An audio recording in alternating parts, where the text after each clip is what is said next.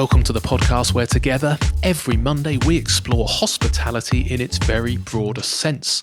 From culture and cooking, cocktails and coffee, nutrition and farming, politics and animal welfare, organic and sustainability, family and business, entrepreneurship, and much, much more.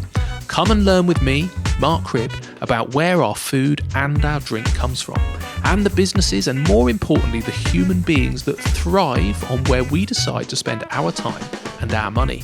Sign up to our weekly newsletter at humansofhospitality.co.uk and hit subscribe on your podcast player of choice.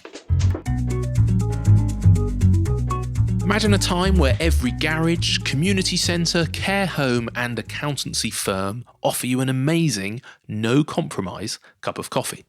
A time when bean-to-cup machines have the details of which farms are behind their ethical hot drinks and powdered milk is a thing of the past. Could this be the next stage in our coffee revolution, building on the growth of artisanal coffee roasters? Tim Wookey, co-founder of Amamus, thinks so. In this very competitive market, Tim is focusing on a specific niche, helping value-led businesses, from legal firms to care homes, to source better coffee. And when I say better, I mean better all the way along the line, from paying farmers a proper rate for their work and collaborating with artisanal roasters, to showing customers how to operate the bean-to-cup machines so the final cappuccino is as good as it can be. In other words, it's not ruined in those last precious 30 seconds after all of that effort.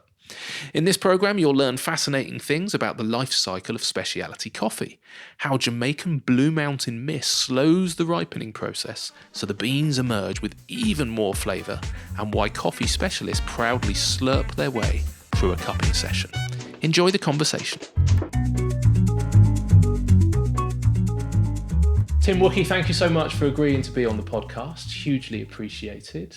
Can you just explain to people listening where we are in the world, please, Tim? Hi, Mark.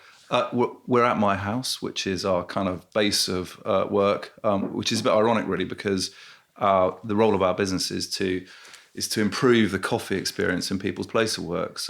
But we don't have a place of work, and I suppose one of the drivers is perhaps being able to get a decent cup of coffee at home. Yeah. So yeah, well, it's working because I have actually got a lovely cup of coffee. Good. And for the first time, I've been doing these podcasts in the last few months, just bombarded by storm after storm after storm. And the fact that I'm sat here in the sunshine looking out at a field of daffodils in your back garden makes me happy because it means spring is coming. It isn't, and the commute's not too bad here either. Exactly. So yeah, near Lymington, lovely little part of the world, isn't it? Mainly known for its yachts and stuff like that, more than coffee, I suppose. So, yeah. So I want to start this conversation a little bit around one of the coffees you source called Midnight Blue, which you launched, because I think it demonstrates this kind of just how much quality there is out there, and we'll start the conversation around that. What was Midnight Blue, and how did you go about sourcing it? Yeah, so Midnight Blue is an idea that started years ago for me, and my wife. I'd always been interested in coffee, and we'll probably come back to that. But my wife bought me some Jamaican Blue Mountain coffee, and I had a grinder as well at the time. So I sat down, and I had a place in Surrey at the time, and sat in the kitchen on a Sunday morning, and I was looking at these beans, and I was kind of excited about them, and I ground them carefully. I sat down with the papers. It was pre-kids when we could do that, and I knocked up this coffee, and it was just delightful. It was like nothing I'd ever kind of drunk before. It was so silky and smooth in the carb and full of bright acidity, and just the world seemed a better place at that point. And I thought, do you know what? If coffee can really create this experience, I'm sure there's more we can do with it. And it just piqued my interest, and I wanted to look into this and find out, why does this coffee taste so good? And I think Jamaican Blue Mountain is kind of a good starting place because it's got a fab story. It's similar to a wine appellation in that it's a very defined geographical space that's at the perfect altitude with the right terrain and soil. And the effort that goes into picking the coffee isn't dissimilar to that a winemaker. And I'm going to kind of be unapologetic. I'm going to draw a lot of parallels with wine today because I think people miss that, but it's important. So the more I read into about this coffee, the more I thought this story needs to be told. It's a great story, and I don't think anyone really understands it. So I got into my head at that point. I worked in marketing, and I thought, you know what? I think we can tell this story a bit better. So the idea came that I think we need to brand this as opposed to just taking Jamaica Blue Mountain to market, because once the Jamaicans grow this coffee in this particular space, they then hand it over to an exporter, and then it comes to an importer and it arrives with us. But we can really make a cock up of it at this end as well. So the same care that they put into growing this coffee, we need to apply at the point of roasting it, packing it, distributing it, and making sure it rises as fresh as possible. So for me, creating a brand experience allowed us to control that whole process, from bringing in the right beans to making sure that we treat them correctly this end and get them to the customer correctly. So that was where the idea for Midnight Blue came from. So really, it's a pure Jamaica Blue Mountain bean that we launched, that we chose. And then we manage the process this end in terms of roasting. Great. So you were sipping that beautiful cup of coffee in your relaxed Sunday morning pre-child days, which is amazing. I was reminiscing as you were saying that, going, man, I remember those days. What is it that's so special about it then? When you actually went and did the research and went, okay, why is this so different? Yeah, what's so special about those beans? What, in terms of the taste, or that? No, as in what are they doing differently as to where they're sourced, how they're grown? Why is it such a special, cup of coffee compared to any other coffee? Yeah, sure. So, just like wine, it's the volcanic soil that it grows. The Caribbean's it's volcanic, so it's extremely mountainous, and there's a particular band around the mountain. So the higher reaches of the mountain, they're too treacherous to pick, and probably too high as well, because all coffee's grown in an area called the Bean Belt, which is between the two tropics, so around the equator. And the reason being is that it's got that stability of temperature. I mean, if you look up there, I've got 2 coffee plants. Those are 2 Arabica coffee plants, and I struggle to kind of keep them alive because they just can't bear changes in temperature. So there was a very defined area, geographical space that was the perfect growing environment. Then we've got the pickers only pick the ripe red cherries. So as a coffee cherry ripens on the bush, it goes from green to red, and often in lower grade coffees it's just strip picked. So the pickers will just pull them all off. But in Jamaica they only pick the red ones. They do multiple passes, and it's treacherous work. It's incredibly steep, the landscape there. And then when it comes back to the processing plant, the people sat at tables with little lights above the tables, literally flicking it one bean by one bean across from one side of the table to the other, and they're removing any defects from there. So they'll often lose 30% of the crop in that kind of very, very slow process. But what it does mean is that we get a perfect sized, perfect bean with absolutely no defects, which is really important because bean size and bean density is very important when it comes into the roaster, because if we've got lots of different size, shape and density of beans in the roaster, then they respond differently to the temperature, and then they work differently. I've got to mention that because it's great. There's literally a bouncing dog. He's pretty good, isn't he? He got to about 4 foot then, I think. This is a demand to be let into the room. Hello, happy dog. It's all right, no worries. They put up that so long. Yeah, no problem. It was funny though. In the background, you see it leaping up. Leaping up. Seen. Quite unique. So, what's that actual that bean has got a specific name then? Is it? Is this the Blue Mountain, Jamaica Blue Mountain? It's a Jamaica Blue Mountain bean, right. Yeah, but it's named. But what's really interesting for me is every single coffee plant around the world has the same ancestor. Really? Yeah. Well, coffee was originally it was a native shrub in Ethiopia. So, with some argument, to be honest. The Yemen often claim coffee as their own, as native to Yemen, but I think most people believe that it probably was Ethiopia, and it was shipped across to the Arabian Peninsula, and the Arabs were particularly good at organising the sort of distribution and export from the port of Mocha, which is where the word Mocha comes from. Yeah, it's now a defunct port. Okay, that's awesome. So how long ago are we talking about then? If the first plant was Ethiopia or Yemen, do you know how is this thousands of years or? About 1,000 years ago, yeah, was when we started to kind of understand coffee, yeah. Right. So those ones then in this volcanic mountainside in Jamaica, this is a farm, they're planted, or are these kind of like now wild coffee They're all plants? farms. There's lots and lots of smallholder farms where they own the space, and they collect the coffees and they bring them through to processing mills. So in the Jamaican Blue Mountains, there's quite a few different processing mills. One's called Clifton Mount Estate, and we were using their coffee recently. So they bring the cherries in that have been picked. They remove the mucilage and the skins and all of the sort of flesh, the fruit flesh from around the seed inside. And then that seed is carefully, it's using a washed process. They finish the removal of the mucilage, and then they dry the coffee out there.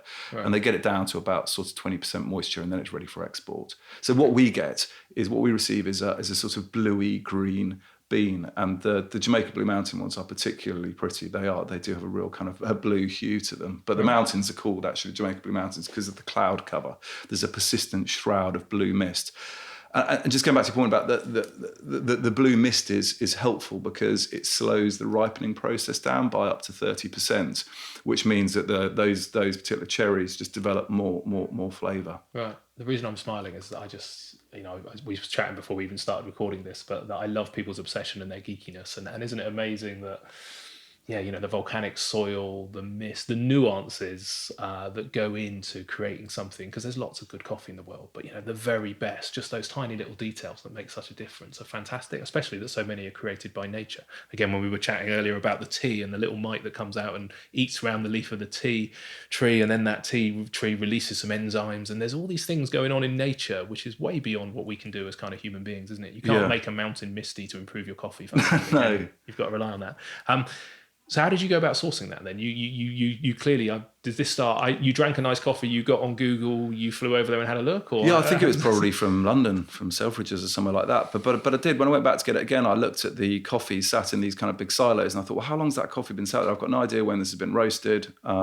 It's exposed to air. And I just thought, we can do this better. Right. So if we control the process end to end, so green beans last about... they can last up to 12 months, really, comfortably. So they will stay in an inert state, provided they're in the right temperature conditions and not picking up kind of aromas and things, because they are quite spongy. They'll last for about a year. So once you've got the green beans, you can sit on them, and it's only when you start the roasting process that you really trigger the process of degradation in the bean. But it does happen quite quickly. So our idea with Midnight Blue was to do a direct to consumer route. So what we could do is we could do limited edition batches, roast batches, and then distribute straight away. So it went straight out to the customer following roast. So it's never been on our plan to do any retail with this, because I've seen Jamaican Blue Mountain sat in retail, and coffee shouldn't sit on shelves, certainly not pre-ground coffee, which is how a lot of people want to buy in retail anyway. So we figured that the direct to customer market was going to be better. Yeah, amazing. Sourcing it, you direct to the farmers? No, we haven't got that you've got in the UK that can source at that level of premium. So we tried a few different coffees from the different estates there, and then we settled on the Clifton Mount estate as being the one that was going to suit our needs the best, and we got that from a UK importer. The process of importing and exporting coffee is quite complex, and even with our other business, where we're supplying coffee to businesses. My ambition is to develop direct trade relationships. And don't get me wrong, I'd love to go to Jamaica. I'd love to have a direct trade relationship. But the sad truth is it's not that easy to do. Certainly as a small business like ours, to get direct trade relationships is really difficult. You do rely on importers. But the great thing about coffee is you can taste it, you can cup it. There's a process for going through to check the quality of what you're buying and make sure that what you agreed to at the beginning is in fact what you're receiving. And we follow all of that and make sure that the quality is there. But no, we buy from importers, and so we own the green beans. But the great thing about Jamaican Blue Mountain is I think it's the only coffee from around the world that's actually delivered in wooden barrels. Oh, really? So we've got a whole bunch here of the wooden barrels that the coffee was delivered in, and it comes with a certificate of authenticity too. Because that was another concern of mine buying Jamaican Blue Mountain online, is that one coffee bean kind of looks a lot like another one. Certainly a quality one. You can see a commodity coffee that's broken and oily looks very different, but a lot of good quality coffee beans do look similar, certainly once they're roasted. So what we wanted to provide was that kind of absolute reassurance that it was freshly roasted, it was authentic, it had arrived in a barrel with a certificate of authenticity, and we were getting it to people as fresh as we possibly could. Yeah. Those barrels, are they like a booze barrel, like a kind of I'm thinking like bourbons and oak barrels Yeah, and all that that's kind of exactly stuff. what they look like. Yeah, Really? They must smell amazing. Yeah, Can you use them for making drinks well, afterwards? you know what? They don't smell amazing because they're not carrying roasted coffee. Yeah, And green coffee smells vegetal. It's a completely different experience. Yeah, it wouldn't be quite the same as. I was chatting to a rum distiller last week in Portsmouth. Funny enough, he's got the incredibly painful job of waiting 3 years for his first aged rum to be ready. So he's got it in a fort in Portsmouth, and he's just patiently waiting for this. It's in old bourbon oak barrels from the US, basically, and to pick up some of the flavors, and of the oak and the bourbon and all that kind of stuff. But imagine having to wait, just look at it for 3 years, and he's got another one which is going to be a 5-year, and an even better one which is waiting for his 60th birthday, and that's 8 years away. And I was like, well, that's a patient game, isn't it? At least we can roast coffee. Well, many beverages, don't they, like whiskey and wine, they benefit with age. Coffee, roasted coffee certainly doesn't benefit with age. It's at its best really, within the first few weeks after roasting. So sounds like it's an amazing amount of work going on there around picking the beans at just the right spot, sorting them by hand, wooden barrels to distribute them. How much more expensive is that therefore as a raw ingredient to purchase, say, than you kind of run-of-the-mill coffee? Is it like 300% more, 10%? What's the kind of price difference? It's a huge difference. It's kind of it's probably 100 times more expensive for us to buy than a kind of more regular coffee. So you kind of get this disparity, with it, because it's super expensive for us to buy, and then you've got your packaging costs. What we wanted to do was make sure that we wanted to build a premium brand out of this. So we wanted the whole experience to mirror the whole experience to mirror the kind of taste of the coffee. So all of the packaging, we created booklets that explain the story. I wanted people to have that moment that I had, but a better version of it, where they actually had all the information, not having to go and research it afterwards. And create a really luxurious experience out of coffee, which kind of hasn't been done particularly. We see it in many other sectors, but we just figured that the time was, there was an opportunity to do it with coffee. Yeah, amazing. All right, well, we'll come back to that, because I know that's only one part of your business and a sort of smaller part at the moment. But in general, Amamus is the name of your primary business. What's Amamus? What does it do? Well, I have to repeat it quite a few times when people ask me what it is. It's a slightly obscure name, but we didn't want to be the Lymington Roasting Company or anything like that, because it kind of would limit where we went in the future. And also we're a sort of a white label brand anyway. To start off with, it means we love in Latin, and I suppose there's a whole business was born of a passion, a love for doing things well, not just coffee. Creating great experiences in life. That's my passion, and coffee is kind of my vehicle, the sort of the language that we're using. But I do have a great deal of passion. So the idea of we love sort of encapsulated who we are and what we're about, and it informs how we do business every day. So that's where the name came from. But yeah, primarily we kind of white label coffees for clients, specialty coffee for clients. So we only deal with specialty coffee, specialty grade coffee. What do you mean by that, specialty coffee?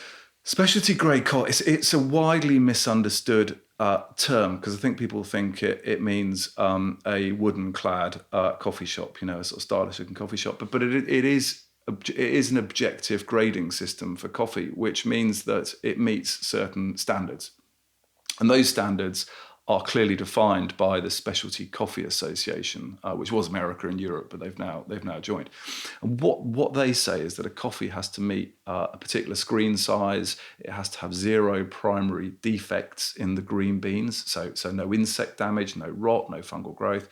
It has to meet certain moisture criteria. And that's at the green bean stage. So this coffee's got to kind of look perfect when it's inspected by a Q grader, who is someone, I suppose, a bit like a master of wine, who's gone through the qualifications to meet the standards to inspect coffee. And then it moves into tasting, where they will cup, which is the term for tasting coffee, and they follow set standards for cupping procedure. And then they taste the coffee, and They are measuring it against acidity, sweetness, body, and what they're looking for is positive attributes in the cup. If they find no positive attributes, it will have a lower score, even if it meets those the sort of the green bean standards. So they find some positive attributes, and then they are able to give that coffee a score. And I think it's 3 Q graders need to be within 10% of each other's score, and then that score is attached to that coffee and it travels with it. So it's obviously a known lot. If it's come from a particular cooperative, and it's got sort of its provenance attached to it, so we know where that coffee's come from and what the score is. It's amazing, isn't it? It's why I like having these conversations. I don't think your average kind of Joe Bloggs of walking into a coffee shop having a coffee has got any idea of the amount of work that goes on behind the scenes of that, to know that there's that level of kind of scrutiny all the way through those beans, which is why it's exactly the reason I started this podcast. Is I want people to start making decisions consciously rather than subconsciously, and to actually think about the amount of work that goes in, and where you choose to go and spend your money and which coffee shop you go into can kind of reward all of that work and all of that effort. But people don't appreciate it, I don't think, do they? They don't, and that's going back to the sort of the beginning. That was my frustration, is that the coffee's got this just tremendous story. All decent coffee's got a tremendous story behind it, and those stories aren't well told. And there's lots of reasons why. I think the fact that coffee comes out of a machine generally allows us to disconnect from its its agricultural origins. It really is no different to wine in that respect. It grows naturally, it ripens, and that story just isn't well understood. And that's why I have these plants sit here. They remind me every day, this is where the coffee comes from. It is an agricultural product, and every single coffee bean, Brazil and Vietnam aside, generally is picked by hand. So when you look at that coffee bean in a hopper, somebody's hand has picked that. And we talk a lot about all the hands that are involved in the process, because there's so many people involved in it going from being a cherry on the coffee shrub right through to a roasted bean in a hopper in a coffee shop or an office environment. So I'm a romantic, and that excites me. But you overlay all this. I'm getting very excited about this small area, specialty coffee sector within which we're working. But the sad truth is the majority of coffee we're all buying is commodity grade coffee, which is the other type of coffee, the much bigger grade of coffee, which isn't treated with the same kind of level of care and attention. It's coffee that's grown by farmers who have to sell into the New York futures, the sort of commodities market, at the price set by the market. And that price typically is under the cost of production. I watched last night the Dispatches program that was launched this week that was kind of primarily focused on child labour. But what's driving the child labour is the fact that families aren't making sufficient income from one individual in the family working on a coffee farm. So it's all this romance I'm talking about applies only really to kind of a very narrow section of the coffee producing market. Most people are being pushed into a horrible situation where they're making insufficient revenues from farming coffee. So what they're doing is they're either walking off their farms that the families have tended for generations. There's a big migration issue in, I think, Guatemala, where they're all moving up to the States. They're just walking off the farms. It's not worth it. If you're going to lose money growing coffee, what's the point? And then you've got people just turning over coffee farms to other more other agricultural products that make them more revenue, like avocados and things. So I suppose with Amamus, what we're doing is we're trying to raise awareness of what the benefits that quality coffee brings, because we figure it's very much a win-win arrangement. In that if we bring a specialty coffee into a business, they benefit from a better quality coffee that's been objectively tasted, and it tastes good. It meets certain score criteria.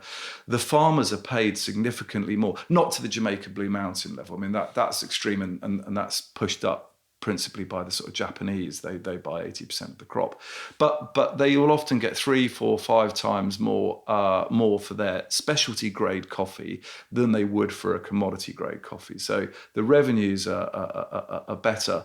And the whole system starts to work, because at a ground level, the farmer's able to pay their employees better. Some of the farms from whom we buy provide childcare, to make sure that while the workers working on the farm, their small children could be looked after. They can undertake environmental initiatives, and importantly, they're able to invest and embrace and look at how they fight the issues that are being brought on by global warming. Leaf rust is a huge problem around the world, and that with the rising temperatures, fungus grows on the coffee leaves and makes them go brown. And that's creating devastating problems around the world. We've got more insect damage because insects are able to kind of move further up the mountains. So they need to be investing at a farm level in initiatives that help them combat the environmental issues as well as the economic issues they face. So in short, what we're trying to do is create this win-win, this virtuous circle where we encourage clients to pay a little bit more for a specialty grade coffee, and then that rattles back down the supply chain to allow the farmers to continue doing better work on the ground. Perfect. And we'll come into a little bit in a minute about who you supply and why. But just to step back in a couple of ways, two ways. First of all, speciality coffee, how much, from a consumer perspective, how much of the coffee we're drinking on the high street is speciality coffee? Any of it? If you've got a specialty coffee shop, and I use that word carefully because they will talk about the coffee and they will probably talk about the cupping score of the coffee, then you're probably drinking specialty coffee. But the majority of coffee that's available to us isn't specialty coffee, no. Okay. And then going back to that scoring process, and I don't know what these guys are called who do it, but this is done at source. Is this at a farm level, or the farmers push all their coffee into some sort of middleman in the Caribbean or wherever they happen to be in the world? It's not done in the UK, I take it. No, it's done right the way through. So they will score the coffees on the ground at a farm level. So they will take samples of the green beans and they will roast them using sample roasters, and they will cup the coffee at the farm level. And then that's when people are able to auction and buy the coffees with a particular score attached to those coffees. Now, clearly, transportation can affect coffee. So when the coffee lands in the UK, it's also cupped by the importers, and they match the score against that which was attributed at the farm level. And provided those two scores meet up, then they're comfortable to distribute that coffee to UK roasters. Amazing. Positive attributes, I love that. You've got to look for positive attributes in the cup. Yeah. These are specific rather than just having a sip and going, I'm feeling pretty happy about life. Do you know what? We can get really geeky about it. It's whether you enjoy the coffee, but a good coffee, like any good things, has got a balance in the cup. So acidity is often, I don't know, that doesn't sound necessarily like a nice word, but acidity is really important in a cup. It brings brightness and vibrancy and life to the cup, but too much acidity and it starts to move into sort of sour, which you don't want. So you want decent body, a good aroma, some interesting flavour notes in there. But the thing about coffee is, and I've really learned this over the last year of being quite extremely close to it, is that not everybody has the same preferences for coffee. So, and also your own preferences for coffee will change as well as you go. I've moved into the sort of really, really acidic kind of coffees, and now I'm backing slightly out of that. And if I was to take a coffee with a very high acidity into a more traditional style of firm, they wouldn't even know it's coffee. They'd say, "Is this a fruit tea you've brought me?" It really tastes very, very different. But the great thing about what we do is we're buying from all different regions. So if we know they like a deeper, darker style of coffee, then we can go to a Sumatran or somewhere that's got the kind of more earthy, smoky notes. Yeah. But because coffees from around the world all taste different, and so what we can do is once we understand someone's or an organisation's taste preferences, we can then start to design a coffee. Now, I don't mean that we can design it at the farm level, but we can buy coffees from regions that we think demonstrate and show taste profiles that will be attractive to them. Yeah.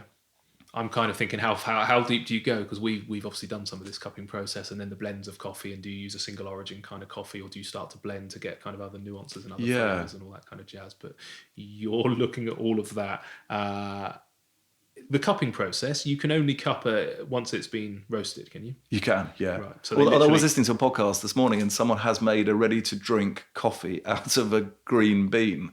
So I couldn't imagine that tasting very nice. So anything's possible. And that cupping process is can you just tell us what that involves, basically? How do you cup of coffee? Yeah, first of all, I'm not a Q grader at all. I cup at a sort of When I say you, I don't necessarily mean you specifically. I just mean in general. What is that process? What you do is you bring a number of coffees forward to the table as roasted beans, and ideally they're all roasted to the kind of the SCA roast standards, which is generally a kind of a reasonably light roast, because what you want is to accentuate and develop and showcase the flavors that are in the beans, not the flavors that are created by the roasting process. I'll kind of come back to that.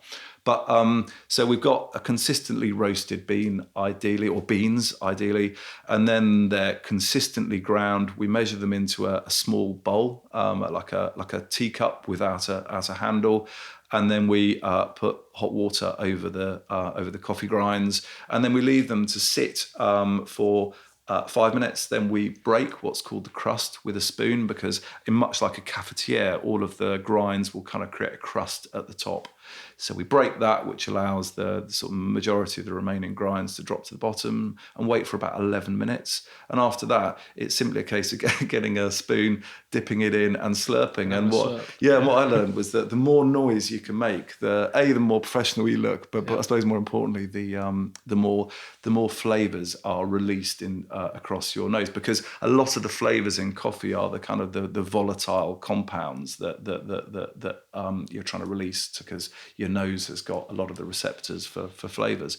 So you're looking then for the differences in the cup. What you find in the cup are there any defects in the cup? Is there any problems with that coffee? And then objectively, how do those coffees taste? What do you like about them? You know, what's working well, and how might you use them? And so first of all, you're looking for defects and problems. Then you're perhaps looking for what the flavor profile is. And then you might, if you're looking at developing blends, you might be looking for a particular coffee to introduce into a blend. So one of our popular espresso blends that we distribute has got Speciality, Ethiopia, Sumatra and Peru in it.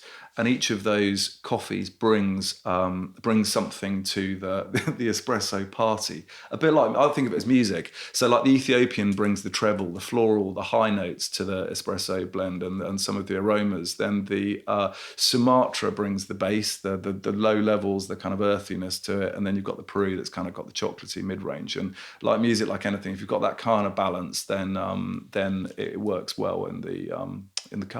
Amazing. That's a great analogy. I like that. Yeah. Okay. So have you had examples where you've kind of, agreed a coffee to import it, you've done the cupping, and then actually it's come and it's been very different at that second stage where it arrives, or has that been? No. Do you know what? I mean, that brings up an interesting point around the sort of trade arrangements. So with the Jamaican Blue Mountain, we did buy that direct from an importer. But at the moment, we've been running a year. We're a small business. And as I alluded to earlier, direct trade relationships are very, very difficult to develop. There are more platforms coming forward. There's one called Algrano that it would be great if we're working with them in the future, who kind of broker direct trade relationships and allow smaller roasters to do that. But right now, it's kind of impossible for me to run a business on the ground here and manage the sales function, the kind of quality control function of existing clients, installation machines, and be going out to origin to source coffees. It's just not possible. So we buy usually via the importers and via the roasting network with whom we work. So they take a lot of that headache out from you, but what you don't get is that direct relationship with the farmer.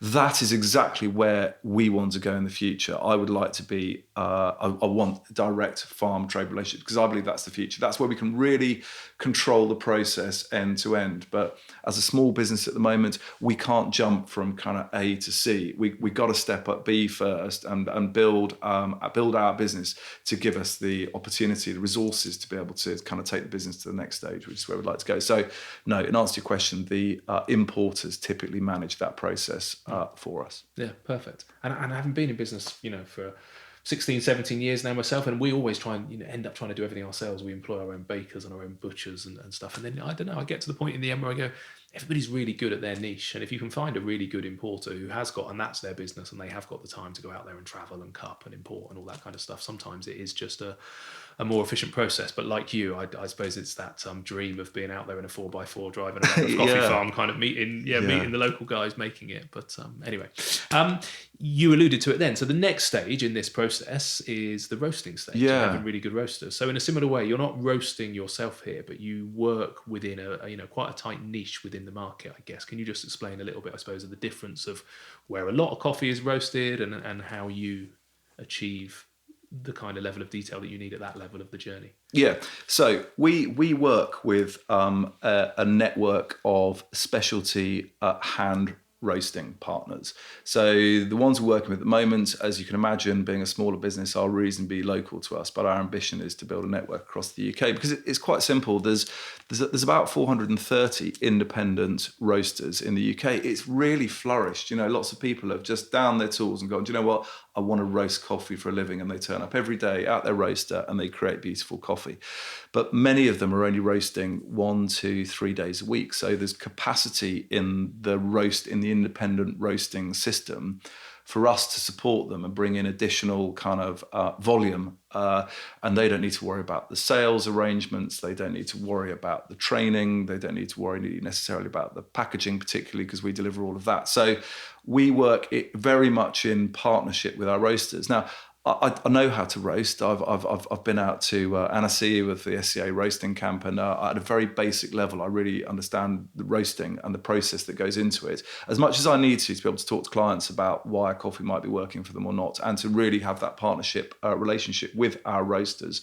But they're the ones that show up every morning because they're the ones that are just absolutely obsessed with the roasting part. So what we do is we want to find those roasters who have that obsession with working with great coffees and getting the absolute best out of the coffees they're working with, and then we can present them on to our clients. Yeah. I thought it was genius when I was researching in the last couple of days and saw that, 430 roasters, and what a great idea it is to use that existing network. And if you decide or can, given the opportunity to expand nationally, brilliant to be able to tap into that rather than roasting it all in Lymington and then trying to ship it across the country. Brilliant to be able to just, connect the dots almost, isn't it? And work with those local roasters, support the local community, the local kind of employment. So yeah, I thought it was a really good idea, and the fact there is already that existing spare capacity. Environmentally, it must be better to use existing capacity than it is to add to it, I suppose. So, I mean, we've had I've had a couple of comments of people saying you're just a middleman. That simply isn't the case. We're not just flogging someone else's coffee. What we're doing is genuinely working in partnership with our roasters. So we're there at the cupping tables with our roasters, working with them. My job is quite different to that of the roasters as part of the kind of the overall service we provide. So I sit down with a client and really understand their business, what they're looking for operationally. How is this coffee going to work in their workspace, whether it's hospitality or an office environment? Do you run lots of meetings? Yes, we do run lots of meetings. Well, probably a beans cup machine is not going to be right for you. Have you considered filter? I hate filter coffee. We all hate filter coffee until we try a good filter coffee. And then we say, I can take clients on this journey and I can say, look, single origin coffees work really well. What sort of wines do you like? And we'll talk about that. And then I'll establish what they're after. And then I'll go back to the roaster and I'll say, right, what I believe they want is this. And we'll engineer, we'll create something, we'll pull something together. And all our roasters do different things really well. And I went to see a client and I kind of got it a bit wrong. I took them quite a light, fragrant samples of coffee, and what they wanted was something a lot more deep, a lot more punchy. They wanted a higher roast level. So I'm able to just swap out roasters there and go and talk to another one who I know does that really well, because you can't just ask one roaster to do something that it's like art. You can't ask an artist, I want you to copy this guy. And I see the roasters very much like that, as artists with coffee. It's not simply a case of dropping coffee into a hot oven, switch it on, then switch it off. It's a very meticulous process they follow. There's a drop temperature that they introduce the green beans into the drum. Then they watch the rate of rise of that coffee, and denser beans will take longer to increase in temperature. There's more weight in there. And they'll watch the rate of rise as it comes up, and they'll be looking at the colour, the temperature, the smell, the sounds, and then they will drop the coffee at the perfect time to bring out the the tastes they're looking for that they believe are present in that particular coffee. So I don't roast. I get really excited by it. I love being in the roasters with the roasters. But simply if I'm there worrying about if people are showing up to work to fire up the roaster in the morning and whether my green beans have arrived in on time, it just I can't do the bit that I'm good at.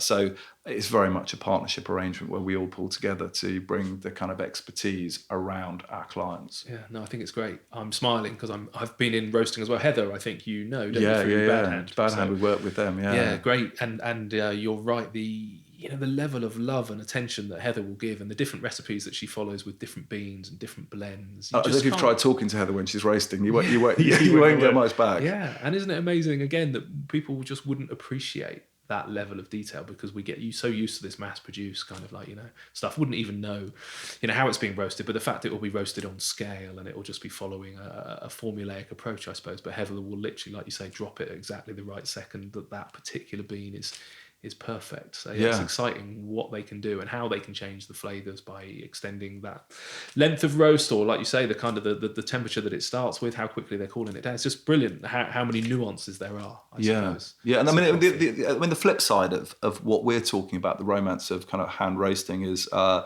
more factory scale roasting, which is where coffee's stored in silos. It's blended prior to being roasted. So those three beans we were talking about earlier, they come into the roaster together. So what you end up with, if you look at the coffee, you can see all the different kind of colours of coffee. So some will be, the more dense beans will be underdeveloped, the lighter beans will be overdeveloped, and you end up with a mishmash of flavour. It's like cooking meat. If you were cooking pieces of meat and you had some tiny pieces of meat and some big pieces of meat in a pan together, you're going to have a very strange kind of looking dish. So coffee is much the same. So they will, we roast even in the blends that we create, we roast the single origins individually, and then we blend after the roast process. So each of the single origins is showing what its potential. And then we cool by air, and again with the speed at which the large factory roasters need to work, they're often cooled by water, so they spray water on, which has sometimes the added benefit of adding a bit of weight as well to the beans. And then they're packed to plastic. And then distributed. And because we're roasting by hand, we also pack by hand, and we pack to compostable bags so that we're just not creating problems. Or ideally, returnable containers. And where we can use returnable containers is better, obviously. Yeah, and Bad had even delivered them on a bike in your returnable containers. They do, to some of our clients, yeah. So what I like about this journey and why I wanted to come and chat to you, apart from just the coffee knowledge, is that there's new markets opening up for this, because that's so much love, so much care, so much going into it. People will pay a little bit more, and it's not even a lot, but in a speciality coffee shop, they might pay an extra 60 pence for their cup of coffee or something like that. But you've gone out and kind of found a new market, or a different market for this, I suppose. Am I right in saying that when you first did this, you started in the hospitality market, but learned quite quickly that wasn't the right market for you? Is that true? Yeah, kind of. Yeah, sort of. Our first client was my former employer, which is Colton Care, and my wife started supplying them with specialty grade coffee. They've got bean to cup machines across the 21 care homes. So she was running that, and I had my day job, so I was nothing to do with the business. But obviously I had this ambition to get involved with coffee, and in fact I started to build a business. The Midnight Blue, I'd incorporated the company back in 2011 and started to take it forward, and then paused it. So she kind of picked that up and in a completely different direction and said, I think there's an opportunity to supply businesses with high quality coffee, not Jamaican Blue Mountain, but good quality specialty coffee. So she started doing that, and the coffee was being roasted for us. She was running around delivering it, and it was working well. We just saw the volume of coffee being bought was increasing week on week, and as people suddenly recognised, do you know what? We don't need to go and get a cup of coffee from the coffee shop on our way to go and see mum or dad at the care home, because they've got some great coffee in there. So it kind of started to wake us up to this idea that, do you know what, good coffee could work well in businesses. And I didn't understand everything that I understand now around the nuance of the specialty sector, but I just knew that good coffee could be good for business. So I looked at how we could scale this, because clearly my wife driving around dropping coffee off wasn't a scalable model, and I certainly wasn't going to be able to quit my day job to do this. So I was walking in London and I had this epiphany when I suddenly realised how we could do this, how we could make it work for us, and how we could grow the business going forward. And then my ambitions were to develop in the hospitality sector because the volumes are big. I like eating and drinking. I like wine. There's huge wine lists in hospitality. And I figured, do you know what? These guys are going to love this. They just haven't been told the story around coffee, and it just fits perfectly with a sort of ethical and authentic food provenance, wine provenance. So let's go for coffee. And I was met with blank faces everywhere I went. I went and spoke to some really quite sort of prestigious hotel groups and said, I've got this great idea, guys. What I'm going to present is a bespoke morning coffee that's going to be light and floral, and it's going to have a beautiful acidity, and people are going to come down in their dressing gowns. They're going to enjoy this coffee. And then after dinner, we'll serve a deep, dark kind of, rich coffee that just perfectly ends their meal. And they just said, we don't get this at all. Oh, and it's going to cost us more money. No, we're definitely not interested. And so I kind of learned that the hospitality sector is highly, highly margin driven, and it needs to be. People aren't raking it in the hospitality sector. It's a challenging environment in which to work, but the coffee margins are a bit obscene. When I look at what people are charging for a cup of coffee, and I know what they're paying for that coffee, there's two people that are losing out here. One is the drinker, the coffee drinker, who's just paying way too much for a poor quality cup of coffee, and the farmer who's supplying that coffee. So can't we move into specialty coffee where the farmer gets a good deal? There's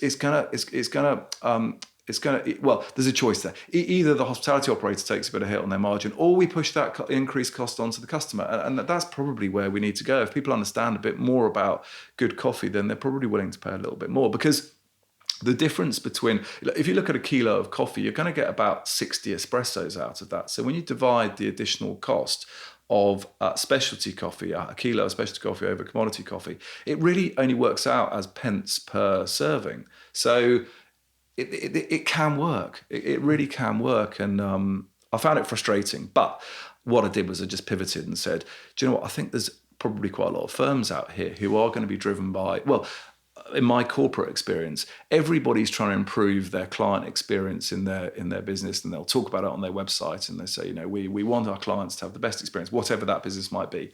And they want to improve the environment for their employees. We've got a great working environment. We focus on our employees and making this a great place to work. And they're wanting to improve their sustainable and ethical credentials. Well, sustainable coffee specialty grade coffee ticks all three boxes straight away. So we started talking to firms, and we worked out what our formula was. It was really, we're looking for firms that are values driven. So they are clearly demonstrating that values are important to them, and they've got reasonably high value clients, because if they've got high value clients, then they're interested in creating a better experience for prospects and retention of clients. So that's what kind of binds some of our slightly eclectic clients together, from care homes to car dealerships to law firms. Those all follow a similar model. They're often values driven. They're looking to create a great client experience, and they are looking to improve their sustainability credentials. Because the great thing is, if we're buying a specialty coffee for a particular client, we can identify it right back to origin. And like I said earlier, we're kind of a white label business. So this isn't about, we stock Amamus coffee. It's about, we are X firm. We care about the client experience, and we have therefore sourced a coffee with our partner from Monte Benito, a small farm in Colombia, and we believe it's great. Let us know what you think. Let's start that dialogue around coffee. Let's enjoy coffee and talk to people about it. And then we figure that customers are going to say, do you know what? If this firm puts in this much thought into the coffee they're serving us, they're probably, the rest of their services are going to be pretty good quality too. Yeah, 100%. And it's interesting, how...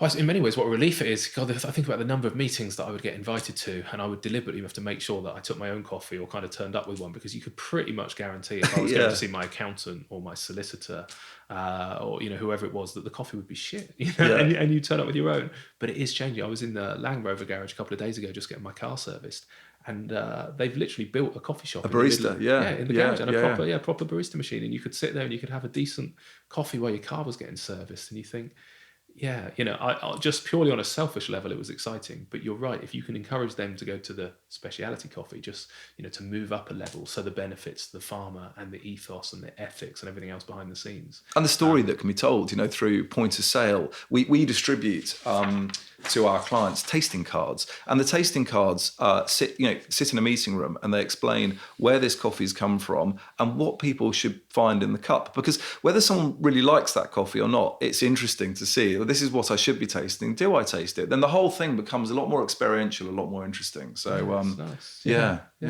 Do you feel that where you've sort of learnt that on hospitality quite early on, and I defend the hospitality industry slightly, I suppose, in the fact that we actually do only sell speciality coffee, but I don't think people always appreciate, when you look at the margins in coffee, the margin is great, but actually you're still talking about maybe £2.60, £2.80 or whatever for a cup of something that you sit there and the customer sits there for nearly an hour with their mate, and you've got to serve that coffee, the barista that's made it, the KP who's washing up the cup, the probably Wi-Fi. a chef waiting just in case you happen to order some breakfast. The Wi-Fi, the sugar, the napkins, the actual business rates and the rent and all that kind of stuff. So it is incredibly hard, even at a GP 80 to 90% margin on a cup of coffee. You've still got to sell hundreds of cups of coffee a day to be able to cover all of those costs. But you're right, the argument isn't about therefore selling rubbish coffee or good coffee. Still go to speciality coffee, but coffee is cheap even to the consumer. If you're spending £2.80 on a cup of coffee, yet you've got behind that a guy in Ethiopia who's picking those beans by hand, and then the cupping guy, and then the transport, and then the roaster, and all of those hands, like you say, every single one of those beans has been touched by a human being at some point. We still have this issue that food and drink is too cheap, I suppose, in this country. And you've just hit exactly upon it. We have this kind of price ceiling on coffee of about £3, unless you're in perhaps a hotel environment or somewhere a bit different. But people aren't really prepared to pay more than £3 for a cup. They will pay £2.50 for a horrendous cup of coffee, and they'll pay £2.50 for a specialty cup of coffee. And we've just got this kind of we're in this difficult situation where people aren't prepared to pay more. But I think it's just an educational thing. People don't understand what they should be looking for in a good cup of coffee, and I just. We got to get better at coffee, and we are. There's no doubt. You've got two drivers. I think one is that we're becoming in everything that we're doing, we're becoming more interested in the provenance and the ethics of what we're eating and drinking. But look at dispatches last night. This is not going away. The ethical background to coffee is not going away. It's sneaking more and more into national media, and I think we're going to be at a point in the future where it's going to be a bit shameful if you consider yourself a values-led business, yet you're buying commodity-grade coffee. That's where we're headed. I'm convinced of that. So what we're trying to do is not shame businesses, but we're just trying to encourage them. Say, look, this is the trajectory. This is the direction of travel for coffee. Hop on board. We can help you get there. Yeah. We make this really easy for you. Yeah. So it's relatively early days. How long have you been running? Did you say? Well, the business was incorporated in 2011. We've been trading for about 4 years now, and I've been full-time involved since April. So only a year. Really it's still really early days, and I've never had such a steep learning curve in my life. I was going to say, do you still feel like you're in the kind of market research side of the business?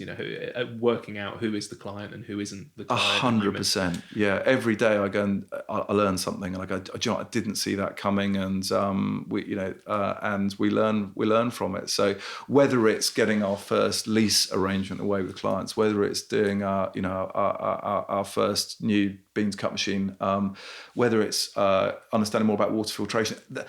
I'm a massive generalist. I have to be, because I'm going into businesses and I'm making recommendations for them, and it could be beans cut machines, it could be filter machines, it could be manual group espresso machines, and I understand all of those aspects, and that's why we are so well positioned to build bespoke packages around a client. It's not just about the coffee, because if it was all, I had this romantic idea that it was all going to be about the coffee, and I'd be shipping beautiful bags of coffee to people, but the truth is it nearly always starts with a machine, and you've got to understand machines, and that was a big kind of learning curve for me. But I studied product design back in the day, and my design, my final year design project, it won't surprise you, was a coffee machine.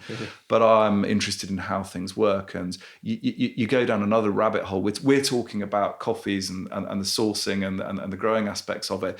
When you start taking a dive into extraction and TDS and how a machine gets the best out of a coffee, it becomes really, really boring, I think, for a lot of clients, but also really interesting. And we need to understand that, because when someone's saying to me, we need a bean to cut machine, or I'm recommending a bean to cut machine, and they're saying, but I think they're horrible, aren't they? We need to be able to go back and provide that information about what compromises they're looking at versus the other options that are available. So yeah, you're right, and great that there's some obsessive crazy enough to really understand those nuances. And as a matter of interest then, so as a bit of a coffee snob, I suppose, I would go, if you're going to get a speciality coffee, get a nice, get a good barista and a decent coffee machine.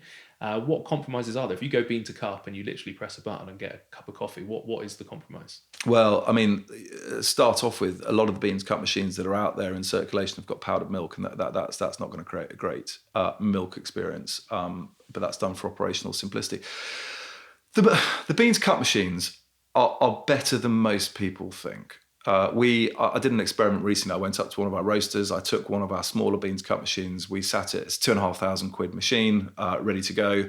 And we sat it alongside 10,000 quid's worth of barista kit. So a really good Fahima group espresso machine, a really good grinder, and a highly trained barista.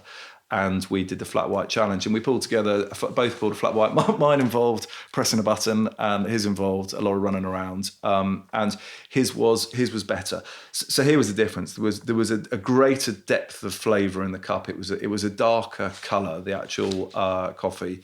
The integration of the milk was better, so it was a more kind of consistent drink throughout. But you know what? For most people, a beans cut machine really is a kind of a good option, because they with a specialty coffee in there, they do create a better coffee than using poor quality beans. It doesn't follow that just because we've got a beans cut machine, which we need to have, we can have poor quality beans. It does make a big difference. Yeah, fascinating, really, and. No, I suppose as an operator, you kind of think, great, if I can get a bean to cut machine and I don't have to employ a human being and it's nearly as good, then that will improve margin and makes it better. But then the romance of me hearing that, the kind of tapping of the group handle and seeing the barista and all that they do. For sure, and you lose all of that. Yeah. And I'll give you a practical example around that. So we took on board a client, and there was a romantic idea that in this care home group we would bring through that we would be installing barista machines, and this was being driven by the CEO. He wanted barista machines in there, but the truth is, after 5 trips up to this particular care home where we put the barista machine in, and they were still struggling with extraction because multiple people were using the machine, they've now flipped back to the beans cup option, and you lose the romance. But a consistently good coffee is much better than a occasionally brilliant but generally awful cup of coffee, which is often what you find with manual group machines. Training is so important with those machines. I've got one in my kitchen here, and I love it, but my goodness me, it's hard to kind of really get the coffee singing. I have to, because I'm changing coffees all the time in that hopper. I'm running so much coffee through there to get it perfect, but I'll do that because I can. But as an operator, it's hard work unless you're engaged. Your team is engaged with coffee extraction, grinding, cleaning. Beans cups are a good option, or filter. No, 100%. I at home, I obviously at work, I've got £8,000, £10,000 coffee machines, baristas. I'm spoilt for delicious coffee, and I thought, I'm going to buy one for home, and I bought one of those £150 jobbies, and it was shit. Through the window there. There's my old outgoing machine that created an awful cup of coffee, and that was about £300, I think, and now what I've got is about £1,800, and you kind of got to be there. Yeah, it's funny, isn't it? Well, now at home I use a cafetiere. I've grind fresh. That's the key. Grind fresh coffee, make a cafetiere, and that's what I'll have if I'm at home. And I gave up on trying to replicate what I've got at work. But it's interesting. But that leads me actually to the other thing, is that you it makes me cry a little bit, and I have the same conversation with my team at work sometimes with it's something really simple like a beef burger, and you just look at the bun of the burger, and you kind of, I say to my team, I'm saying, look, behind that bun is a baker, And the compromise that baker makes is that he's never taken his children to school because he's up at 3 o'clock every day and he's in his bakery and he's making that bread.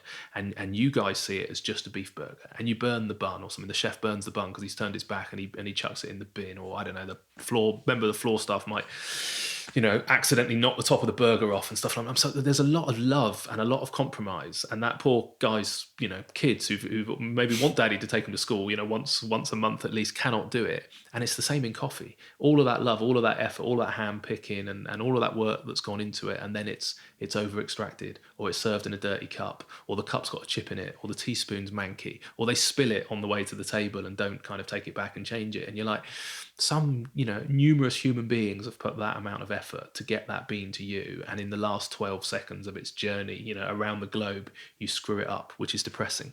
So how do you get over the training side, that last bit? How important is it that you've gone all that work, you've met these people, you've done it, and right at the last second? I suppose bean to cup solves that in a lot of ways, but have you had examples and frustrations where you've kind of almost gone, I'm not going to send you my coffee anymore because you're destroying it?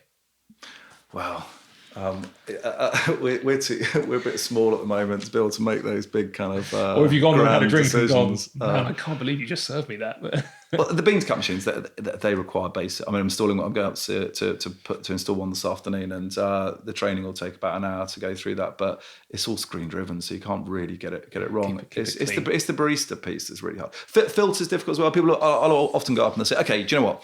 You've convinced me on filter. We're going to go for the filter thing, but we want it pre-ground." And you're like, "Do you know what? We've got this far. Can't we just get you over the line and say?" And you sort of see them eyeing you, thinking you're just trying to make more money out of selling me a grinder. It's like, I'm not at all. I'm not. But it will improve the experience again, take it to that next level. So, and then if they've got grinders there, it does take a bit of bedding in, and we will keep going up. We'll keep talking to them if they're struggling with the grinder or how the filter works. Then we'll keep supporting them. But it's not that difficult. I think the real complexity comes with manual group espresso machines. Yeah. I think the other two, beans, cups and filters, which are really the kind of only three methods.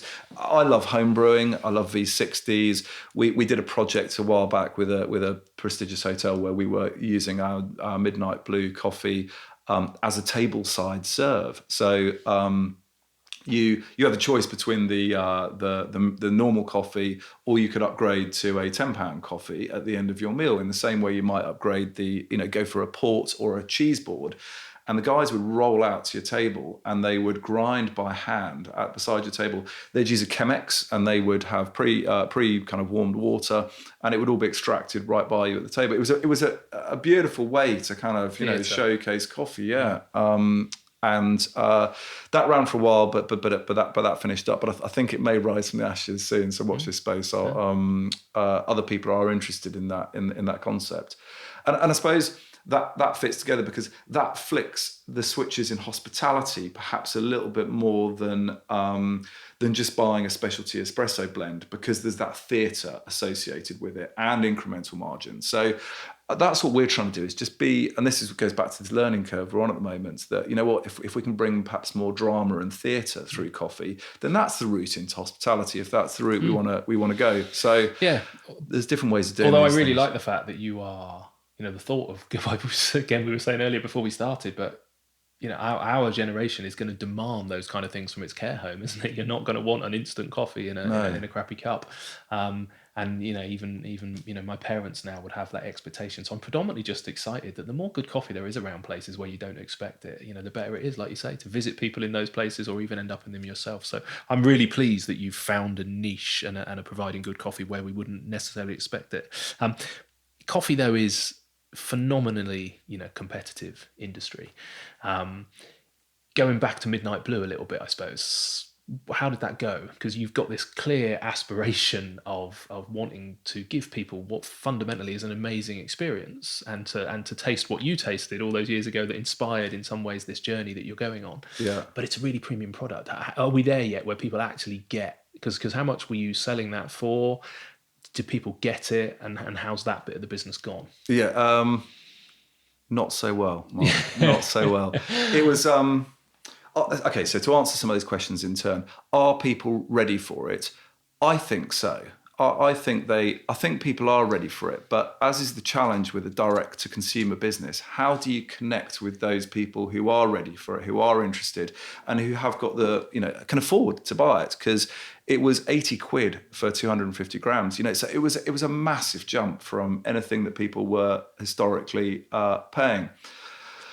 But when you factor in the cost, what we were buying the beans for, the cost of the packaging, the cost we were paying to kind of roast it very carefully, the cost of the marketing activities to connect with the people who might be interested in that, it was just too much of a struggle. And the reality is, and this comes back to kind of, I suppose, outside of coffee, just the entrepreneur piece. One of the big things I've learned this year is we try to do too much. I'm full of ambition and enthusiasm, but there's only one of me, and I've got a fabulous team supporting me. But these types of initiatives need me. So were we to make that brand, and we are it's on hold, it's not gone away.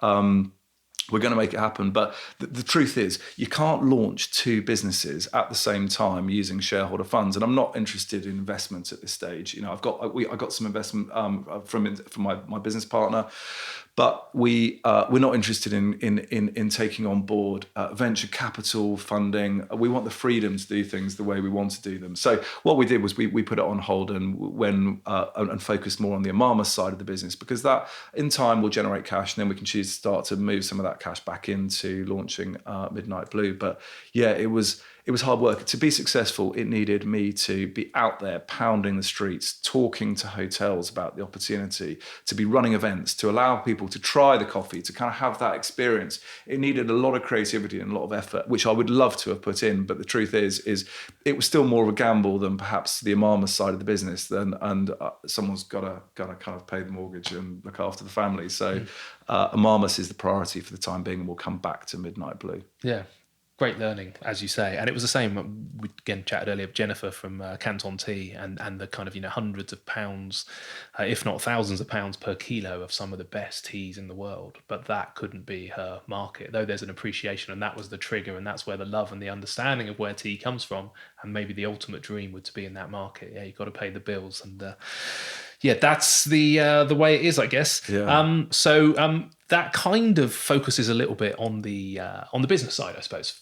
With all of that love and all of that romance and all of that kind of stuff going on, at the end of the day, this has got to be a business. And rather than a lot of startups where it's just, one-man band and you're out there, you did actually start with a proper structure. You've got an FD and a chairman. Can you just talk a little bit about the fact that you're not just doing this on your own, I suppose, and what was the motivation in that? Was that because you'd had a career before this? Because a lot of people end up in hospitality because, almost by accident, it's a little pop-up. They buy a little street food wagon, or they're down at the market and they start. What do you think you learned in your career that meant you approached this with a little bit more strategy? My career was built in the marketing agencies in London, and what I enjoyed in that industry was the collaboration. It was working with great teams. So, for example, we would be working for big clients, wine clients. I was working with mainly in the booze sector, and I was the account person. So I would look after the clients and really understand what it was they wanted to achieve. And then we'd have a strategy team who would put together the strategy. And then we'd have a creative team who would put together the creative ideas. And then I'll gather all those together and I'll go and present them back into the clients. So what I wasn't a good drawer and I wasn't desperately good at strategy. So I needed a great team of people around me. And that was, I've always understood that. I know what my strengths are, but more importantly, I know what my weaknesses are. And I needed the right team of people to make a business successful. I didn't want to just run this by myself, and nor could I. So I recruited in people with very specific talents. And John, who's our chairman, used to be my client many years ago. Then when we sold our marketing agency, I did some marketing consultancy, and he collaborated with me on a consultancy project. And we've got on really well. And he said, look, if you want any support in the future, I'd love to get involved. And he's really good at the detail. He's like a steady hand on the tiller with our business. And so I can go running around being as creative as I can, and he'll just kind of keep us on the straight and narrow a bit more. And I speak to him like every single day. We all work remotely. So he's based down in Horsham. Our general manager, Susie, he's a superb administrator. She came through my brother-in-law, who said, I know this is amazing, because I said I need someone who's brilliant at administration. we need someone who really can get every single kilo of coffee from A to B, and there's never a problem. And he goes, I know this girl who's amazing. She had a board level HR role. She went and had kids, and then came back and is in a job that she's not particularly enjoying. So we got her involved, and it's amazing because she works from home. We talk on Skype most days, but she's got that flexibility to build work in with her own personal life.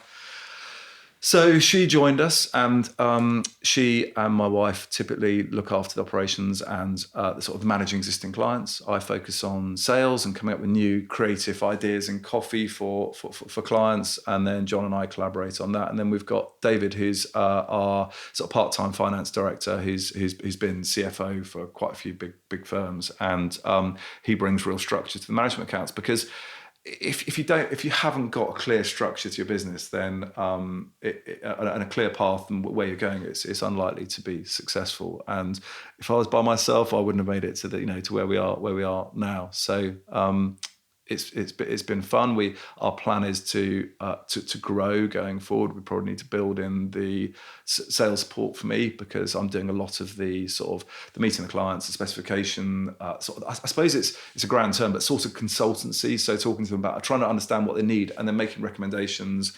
And then looking after installations where I can. If it's a complex machine, if it's barista machines, we'll use our supply partners to do that. So our plan is to grow, but our plan is really not probably to have an office space. I think the future for businesses like ours is the remote operations. I think there's a real talented workforce in perhaps females who've returned to work after kids and they want to come back to work.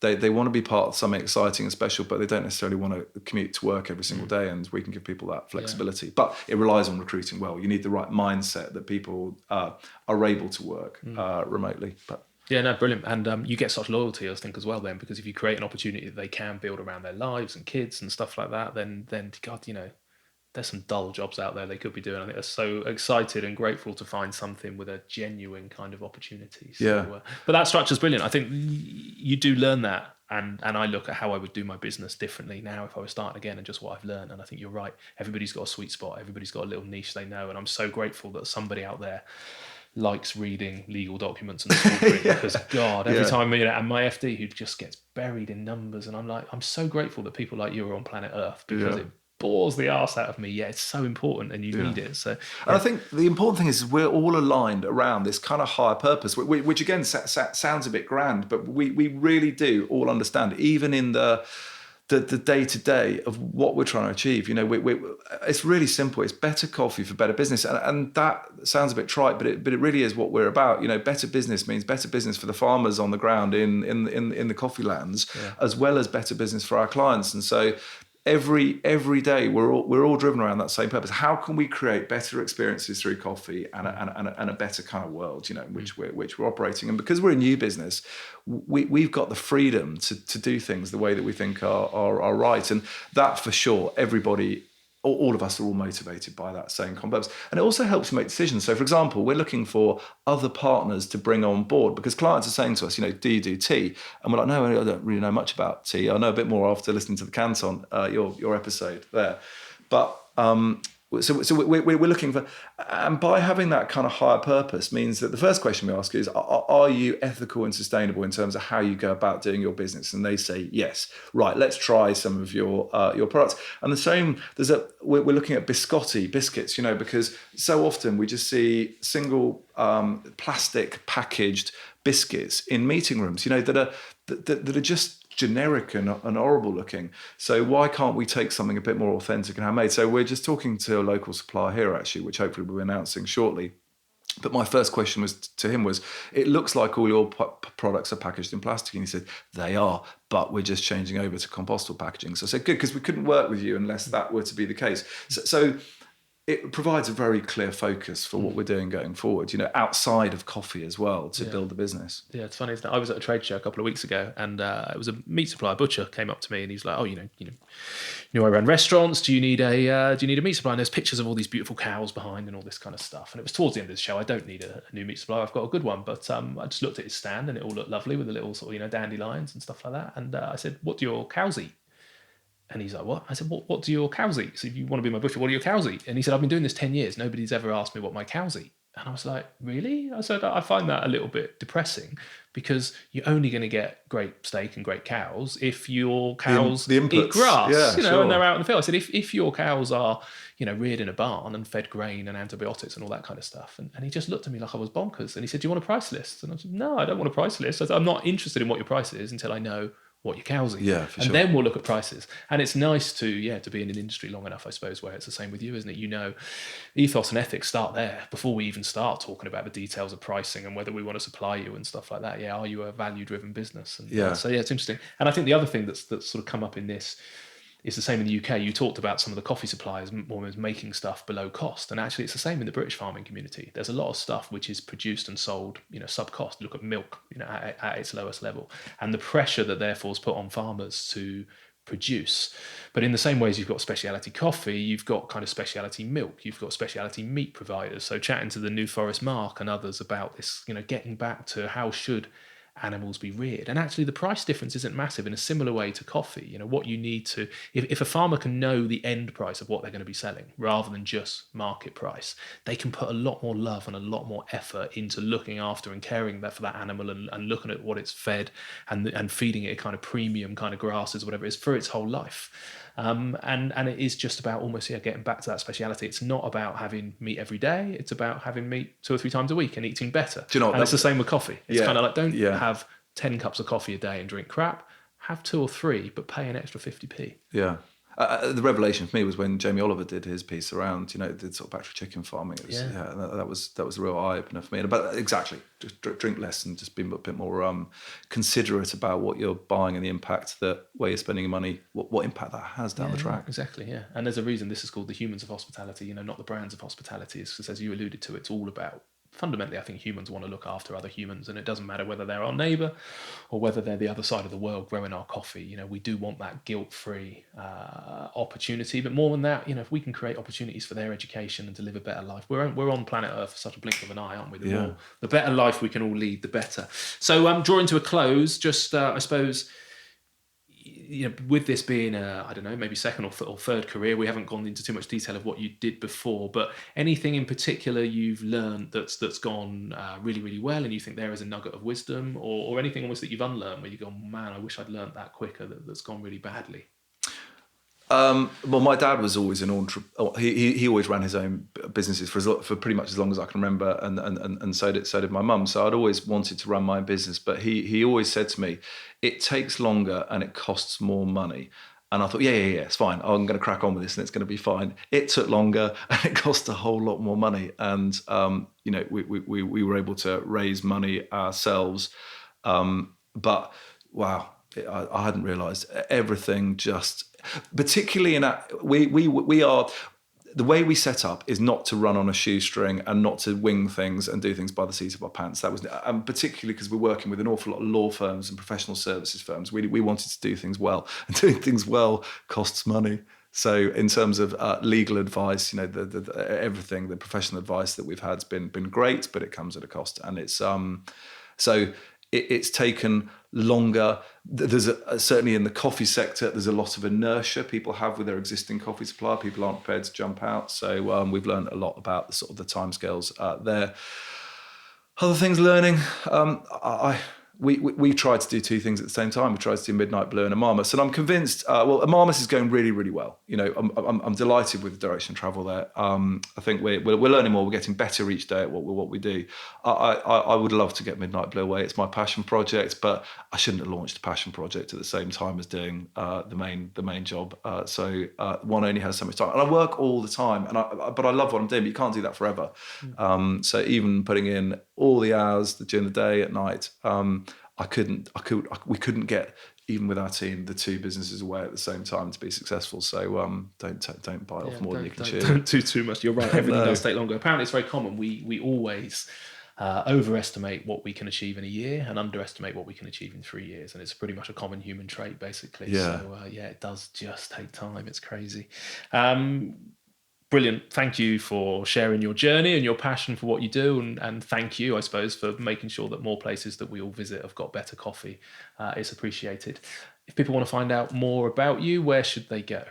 I'm doing a lot on LinkedIn at the moment, so do look me up on LinkedIn, either under Amamus, which is Amamus, or under my own. I do a lot of it under my own personal profile.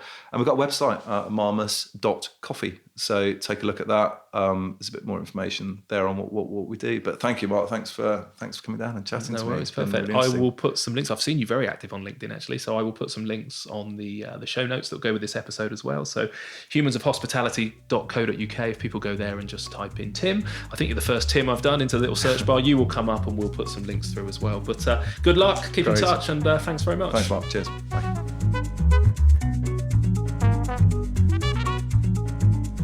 Thank you so much for listening to this week's podcast, and remember that on the website humansofhospitality.co.uk every week we put on some show notes and some links through to the various websites or social media that are mentioned, and we also do a nice little breakdown of that week's conversations into specific topics, so you can jump through the podcast and just listen to some of the highlights if you wish. If you've not done so already, if you could leave us a review on iTunes or one of the other podcast players of your choice, that would be hugely appreciated. Thank you so much, and we'll be out with another episode next Monday.